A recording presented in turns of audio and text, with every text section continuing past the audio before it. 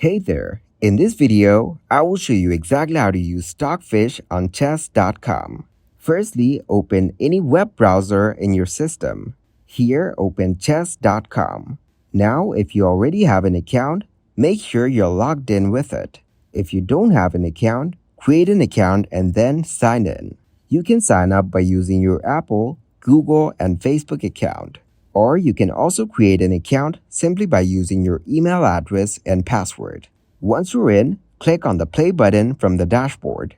When you're in the game, click on the settings icon given on your top right corner of the screen. After that, click on Analysis. Click on the drop box right next to Chess Engine. Over here, you will find the option of Stockfish. Here you can also select the other options. But to use Stockfish, make sure to select its specific option.